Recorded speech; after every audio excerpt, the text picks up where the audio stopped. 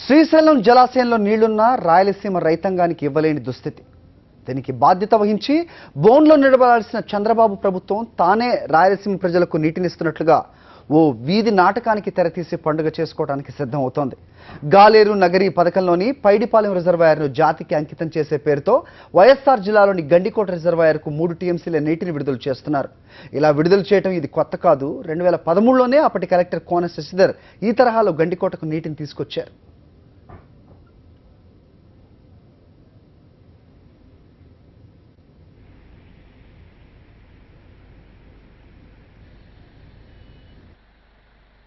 ఇక్కడ ముఖ్య విషయం ఏంటంటే శ్రీశైలం జలాశయంలో నీరున్నప్పుడు సీమవాసుల గొంతు తడపటం కోసం దివంగత ముఖ్యమంత్రి వైఎస్ రాజశేఖర రెడ్డి హయాంలో పోతిరెడ్డిపాడు హెడ్ రెగ్యులేటర్ సామర్థ్యాన్ని 11,000 క్యూసెక్కుల నుంచి 44,000 క్యూసెక్కులకు పెంచుతూ దాదాపు పనులు పూర్తి చేశారు.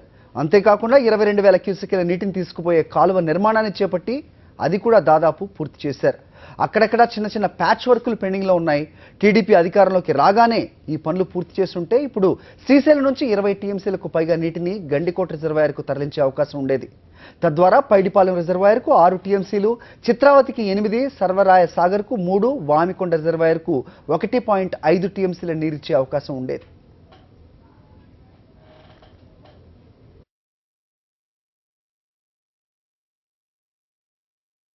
ఆ కాలువ పెండింగ్ పనుల జోలికి పోకుండా 2013లో 3 టీఎంసీల నీటిని తీసుకొచ్చినట్లుగానే ఇప్పుడు తీసుకొస్తూ హడావుడి చేయటం, సీమవాసులను మోసం చేయటమే అని రైతు సంఘాల నేతలు, నీటిపారుదల రంగ నిపుణులు ఆవేదన వ్యక్తం చేస్తున్నారు.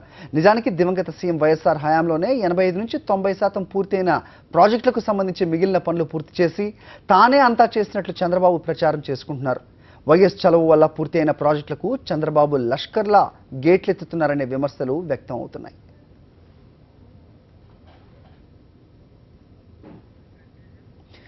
పులివెందులకు నీళ్లిచ్చామని చెప్పుకునేందుకు హడావుడిగా గండికోట రిజర్వాయర్లో నీళ్లు నింపే ప్రక్రియ చేపట్టారు. ముంపు గ్రామాలకు ఏమాత్రం సమాచారం ఇవ్వకుండా రిజర్వాయర్లో నీళ్లు నింపడంతో ఎటూ పాలుపోని గ్రామస్తులు ఆందోళనకు దిగారు. పూర్తి పరిహారం అందిన తర్వాతే ముంపు గ్రామస్తులు ఊళ్లు ఖాళీ చేయాలని సీఎం చంద్రబాబు చెప్పినా ఎమ్మెల్సీ సతీష్ రెడ్డి కోసం అధికారులు అత్యుత్సాహం చూపుతున్నట్లుగా కనిపిస్తోంది.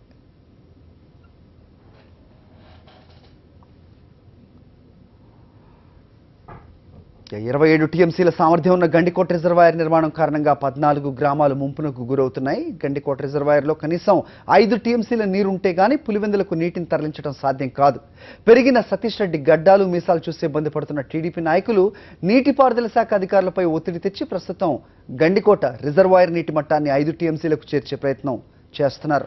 5 టీఎంసీలు దాటగానే గండికోట నుంచి పైడిపాలెం రిజర్వాయర్కు నీళ్లు తరలించి అక్కడి నుంచి పులివెందుల బ్రాంచ్ కెనాల్కు నీళ్లు విడుదల చేస్తారు. దీంతో పులివెందులకు నీళ్లు తెచ్చామని చెప్పి సతీష్ రెడ్డి తన ప్రతిజ్ఞ నెరవేరిందని చెప్పుకునే వీలు కలుగుతుంది.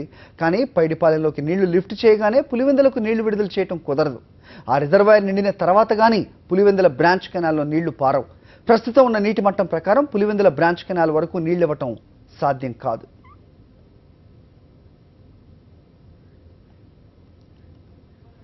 ఇక రాయలసీమ, ప్రకాశం, నెల్లూరు జిల్లాలను సస్యశ్యామలం చేసే హంద్రీ నీవా, గాలేరు నగరి, తెలుగు గంగ, వెలిగొండ ఎస్ఆర్బీసీ ప్రాజెక్టులకు 1300 కోట్లు ఖర్చు చేస్తుంటే ఏడాదిన్నరలోనే పూర్తయ్యేవి.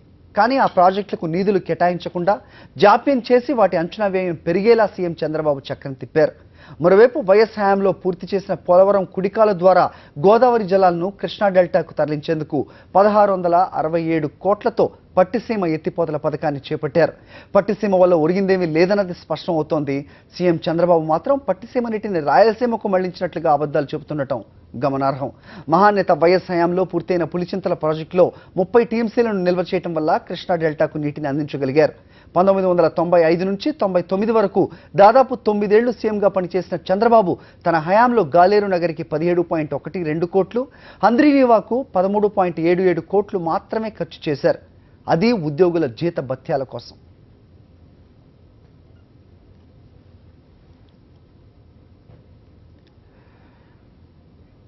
304 కోట్లు ఖర్చు చేస్తే పూర్తయ్యే హంద్రీనీవా, సుజల స్రవంతి పనులను భారీగా అంచనాలను పెంచి తనకు కమిషన్లు ముట్ట చెప్పే సీఎం రమేష్, ఎస్ఆర్ కన్స్ట్రక్షన్స్ వంటి వారికి నామినేషన్ పద్ధతిలో పనులను కట్టబెట్టారు.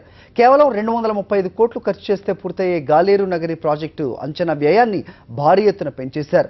ఇందులో 29వ ప్యాకేజీలో మిగిలిపోయిన 11.79 కోట్ల పని అంచనా వ్యయాన్ని 110 కోట్లకు పెంచేసి బాబుకు అత్యంత సన్నిహితుడైన సీఎం రమేష్కు అప్పగించారు.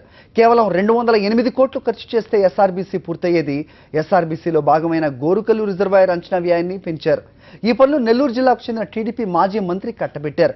ఇదే రీతిలో ఎస్ఆర్బీసీ వ్యయాన్ని 850 కోట్లకు పైగా పెంచడానికి ప్రతిపాదనలు సిద్ధం చేశారు. 390 కోట్లు ఖర్చు చేస్తే వెలిగొండ ప్రాజెక్టు పూర్తయ్యేది. ఇందులో 2 సొరంగాల తవ్వకం పనుల అంచనా వ్యయమే 602.61 కోట్లు పెంచారు. ఇటీవల నిబంధనలను తొంగలో తొక్కి ధరల సర్దుబాటు, విదేశీ మారక ద్రవ్యంలో వ్యత్యాసం పేరుతో 68.45 కోట్లను దోచిపెట్టడం అందుకు పరాకాష్ట.